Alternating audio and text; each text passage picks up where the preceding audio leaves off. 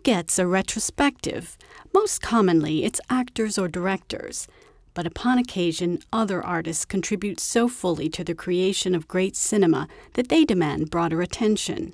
Such is the case with the French cinematographer Agnès Godard. For director Claire Denis and many others, she has been the ideal creative partner balancing her skills with their visions. Upon the occasion of her retrospective at the French Institute Alliance Française, Canapé discusses with the artist the challenges of filming life. I really think faces, bodies, human beings are the most mysterious landscapes, I would say. What I like is to be allowed to look at people as if I would be allowed to touch them without touching them, and to give this this sensation, to feel the warmth of the skin, it's like it's very I feel almost embarrassed to say that. There is also something which has to see with a first time. When you meet someone for the first time, when you have a first look, regard at somebody, it's very, very strange.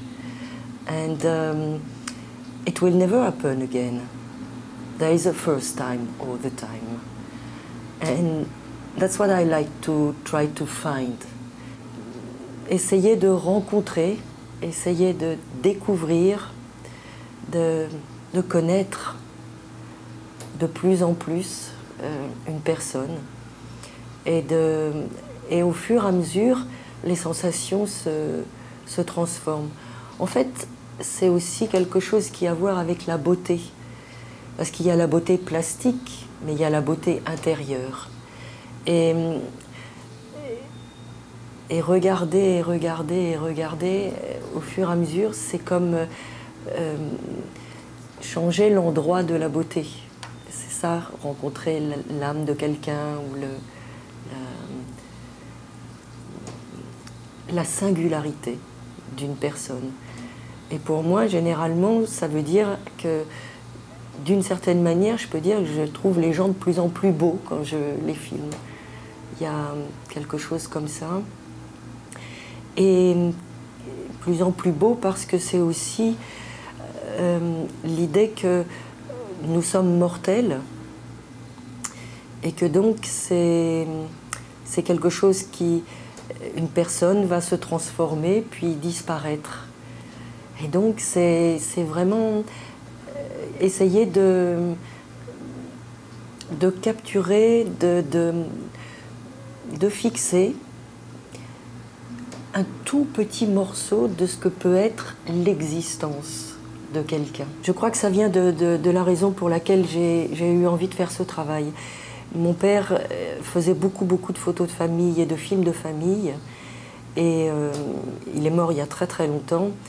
Et quand j'ai rangé ses affaires, il y avait, je ne sais pas, 5000 photos. Enfin, et je me suis rendu compte que c'était quelqu'un d'assez taciturne, que c'était sa manière de communiquer avec nous, sa famille, ses enfants. Enfin. Et je trouve qu'il y a un regard particulier dans les photos de famille, qu'il y a un regard d'amour. En tout cas, un regard qui n'est pas sous-tendu par un rapport, on va dire, de production. Peut-être une autre chose qui fait partie de mon goût pour ce métier, c'est ce que je pense, comment dire, c'est la question que je me pose quand je regarde dans l'œilleton d'une caméra. Je me demande pas si c'est beau, si c'est bien, si c'est... La seule question que je me pose, c'est est-ce que je crois à ce que je vois pour le film ou pour la personne. C'est vraiment de cet ordre-là. Je me dis, mais si je cherche à traduire quelque chose qui appartient au film, hein, ou qui appartient... Ce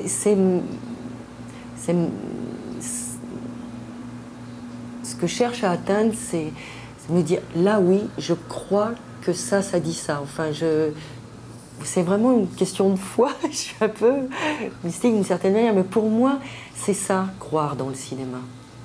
C'est-à-dire que c'est croire à ce qu'on voit. Ça n'arrive pas toujours. Quand ça arrive, voilà, j'y crois. Après ça, évidemment, dans le cadre d'une collaboration, il faut que ce sentiment-là soit partagé. Alors ça, c'est variable, hein, ça dépend des collaborations. On est obligé, avec ce métier, d'être un peu caméléon. On ne travaille pas toujours avec les mêmes personnes. Et fort heureusement, du reste, les metteurs en scène ne cherchent pas toujours dans la même veine, fort heureusement. Donc il y a des collaborations plus accomplies, il y a des collaborations plus joyeuses, entre guillemets. Mais c'est aussi ça qui donne envie de chercher encore et encore et de recommencer. C'est de ne pas tout trouver, c'est pas toujours trouver, évidemment, on ne trouve pas toujours. Et heureusement, parce que sinon on arrêterait de chercher. C'est un métier de chercheur. Je trouve. Et je trouve de plus en plus. Et je pense qu'on peut chercher et chercher avec de plus en plus petit, moins de choses, le minimal. Parce que c'est presque de l'ordre d'une trace, au fond, ce qui rejoint un peu l'idée de mystère de la vie. Une petite trace. Pour moi, ça serait l'image idéale. It's October in New York. That means time for a new CMJ Music Festival. Canapé takes a look at two French bands that were part of last year's festivities. Faut y aller? 1, 2, 3, OK. Get around town, gentlemen, it's the birdie's countdown, the birdie counts down. Get around town, gentlemen, it's the birdie's countdown, the birdie counts down. We need someone to go to jail for us, to go to jail for us. We need someone to go to jail for us, to go to jail for us. We're playing pop music. We're French, but we sing in English, and we sing with a lot of vocal harmonies. And we have two guitars, a cello, and pop songs. Let's get around town, gentlemen, it's the birdie's countdown, the birdie counts down. Get around town, gentlemen, it's the birdie's countdown, the birdie counts down.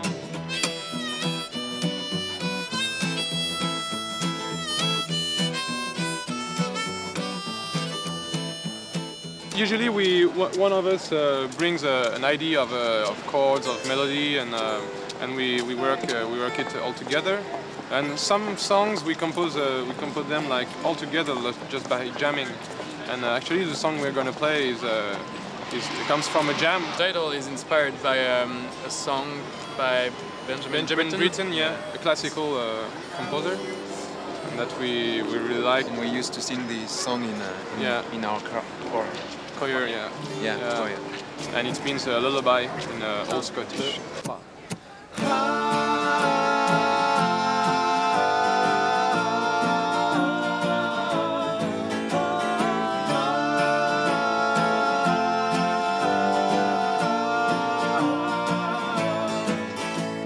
You lay there till the end of the day, hiding away, a few needles in the hay.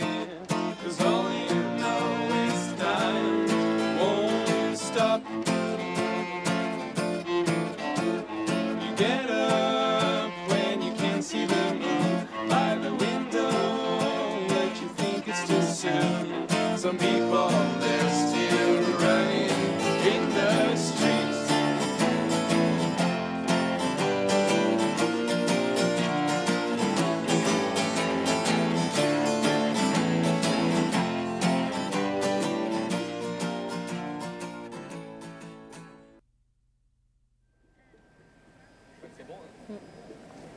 You wish the earth would swallow you up to live another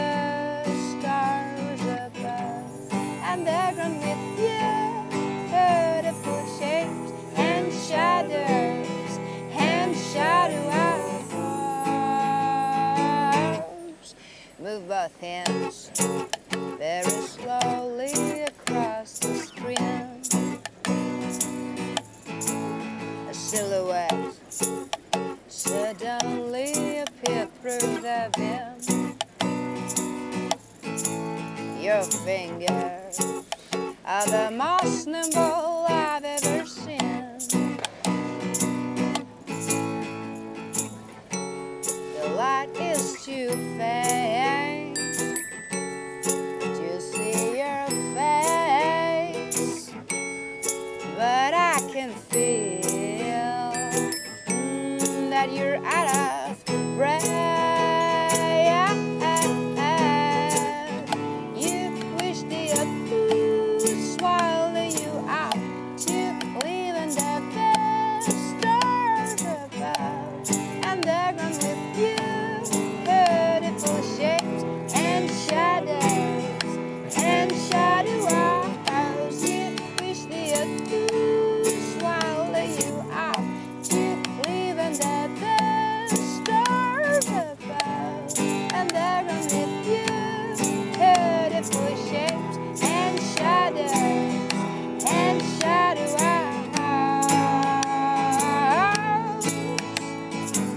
Makes you baby birds or a woodpecker, an elephant or a snake, make a knocking call or a clown, no mother helper and her dog.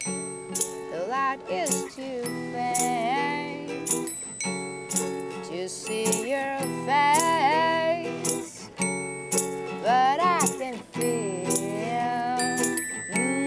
that you're out of breath. You wish the abuse swallow you up to live in the best. For many New Yorkers, a sure sign of fall is the turning of leaves in Central Park. For film fans, it's the annual arrival of the New York Film Festival at Lincoln Center. France is always a presence. In her third feature film, Goodbye First Love, director Mia Hansen-Løve explores the dynamics of love, passion, and growing up. To me, it's a movie that comes from the past in a way.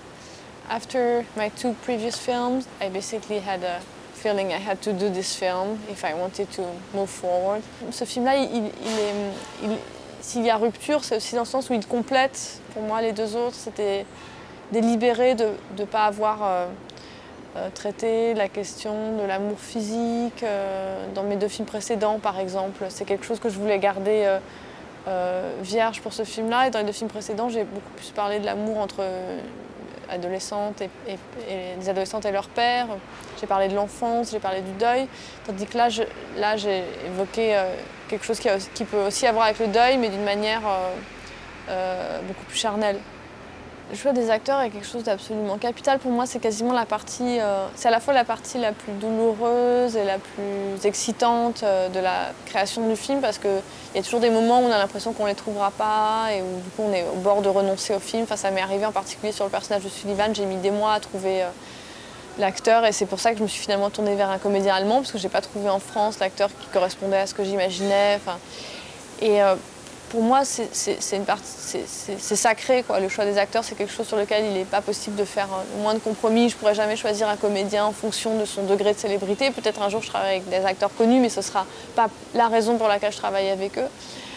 Parce que ce sont eux qui donnent l'âme au film. Ils transforment les personnages aussi, et ils font que les personnages à la fin sont autre chose que ce qu'ils étaient au départ. Donc pour moi, la question de l'acteur, c'est vraiment la question de l'âme du film, et de l'aura, de la présence, et c'est tout. Faire les films, ça me sert à mieux comprendre le monde qui m'entoure, à mieux comprendre le destin, ou à mieux comprendre... à mieux accepter la vie, mais pas dans le sens de l'expliquer, parce que pour moi, les explications telles qu'on les voit au cinéma, ça a plutôt à voir avec de la simplification, ou avec avec une manière de se réfugier dans des archétypes. Et ce que j'essaie de faire dans mes films, c'est de renoncer à aucune nuance, quoi, de préserver la complexité des choses, les paradoxes, les contradictions, et en même temps de les mettre ensemble dans une forme qui est une forme de simplicité ou d'immédiateté. C'est d'avoir à la fois l'immédiateté dans la forme et puis la complexité dans le fond.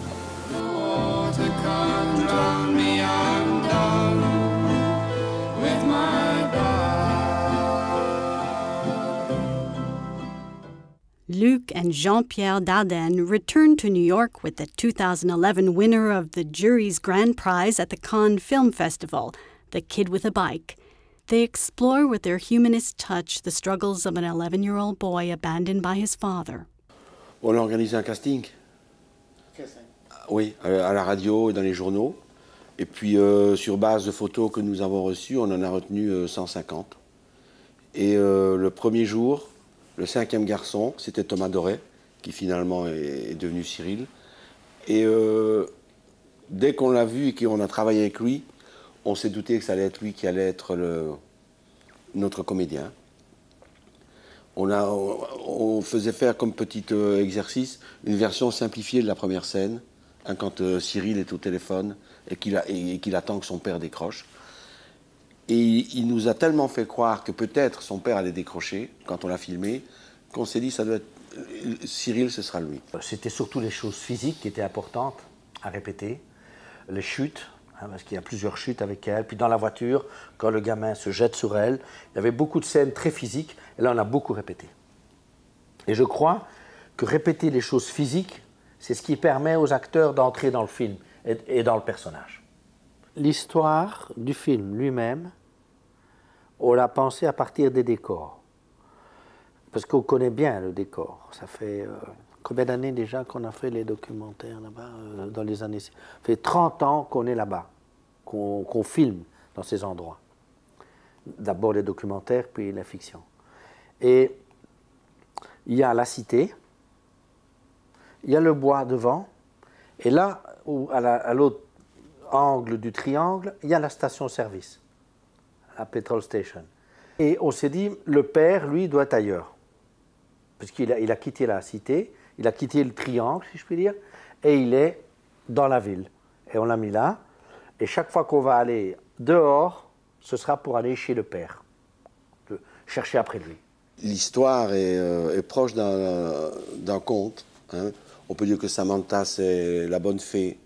Wes, dans la forêt, c'est le mauvais. La forêt, le lieu du danger. Le film raconte, comme tous les contes, ça raconte l'histoire de la perte d'une illusion. Cyril perd une terrible illusion, celle de croire que son père l'aime. Et il doit perdre cette illusion s'il veut grandir, et donc il doit accepter l'amour de Samantha. Je pense que nous, quand on travaille, on ne cherche pas un style. On essaie que les choses restent un peu vivantes sur le set. Et que les choses ne soient pas... passer sous chloroforme. Voilà, donc c'est vrai que c'est un conte, mais en même temps, quand nous on travaille, on ne cherche pas le style du conte. C'est pas, on essaie plutôt, on a essayé d'être le plus simple possible. C'est un peu, quand on a commencé à répéter, c'est un peu la seule chose dont on était sûr, mon frère et moi, c'est qu'il fallait qu'on soit le plus simple possible.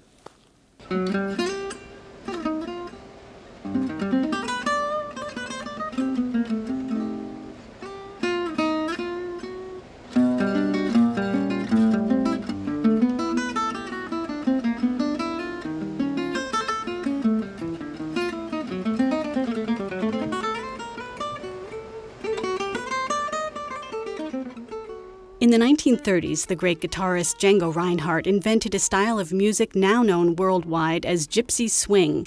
It's infectious. Once bitten, there's no cure. Growing up in Fontainebleau, France, Stephen Remble caught the bug. Among his American admirers and collaborators are Patti Smith, Mariah Carey, and Woody Allen. Canapé goes to one of Stephen's performances and makes a pilgrimage to his home.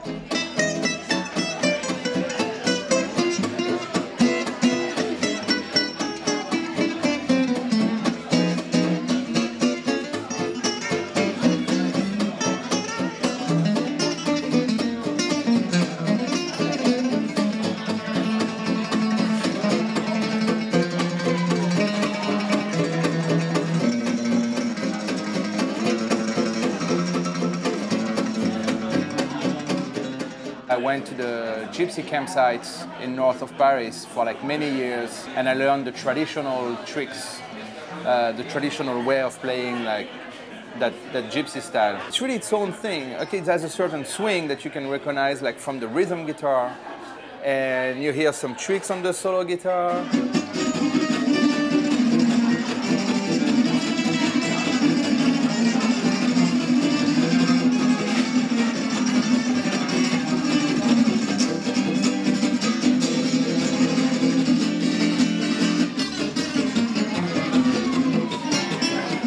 It's like more like of a world folk type of music. It's really ethnic. It has a very poetic soul. The gypsies are very carefree people. They call themselves manouche, which means human being. And you have Gadjo, which is a peasant. And they were so nice. I really took a lesson on hospitality.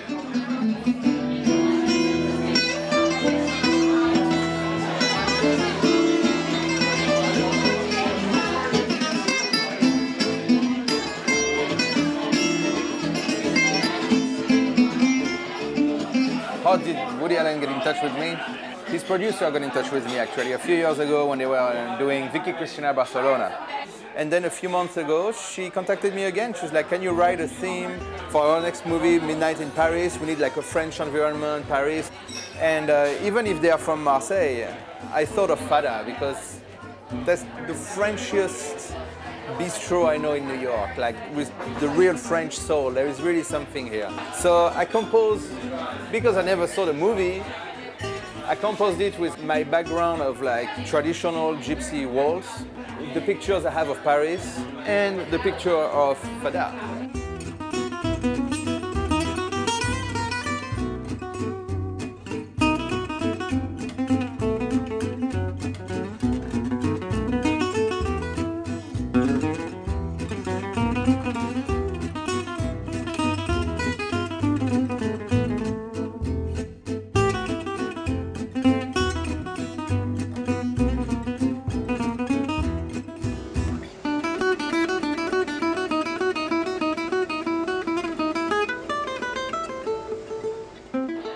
Now I don't live in New York anymore. I live in New Jersey, Maplewood, New Jersey.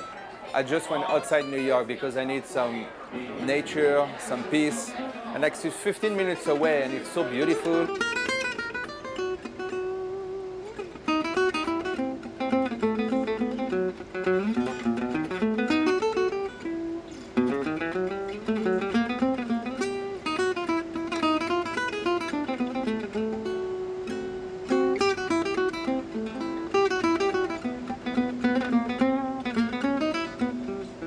A way to compose that is always very close to film scoring. Usually my imagination is triggered by an event that happens in the world or in my life.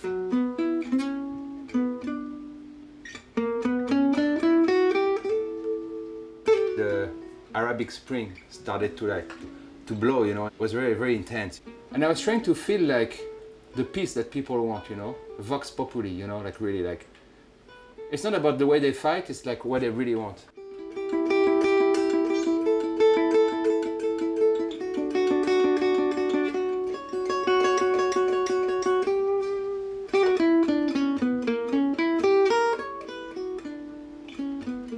Water is Life Records is my own record company. I choose water as the cause that I want to participate in. There are areas in the world where water is a matter of life and death, and the children usually pay the cost, innocent people. So I give some money to Water for People, and they help people like dig their own well. And once they can dig a well and bring water, then suddenly there's great sanitation, they can build schools. Children don't have to walk like 20 miles or 10 miles, something crazy, just to get some water. So, I don't know, if there is a little thing I can do, I'm gonna put my little stone.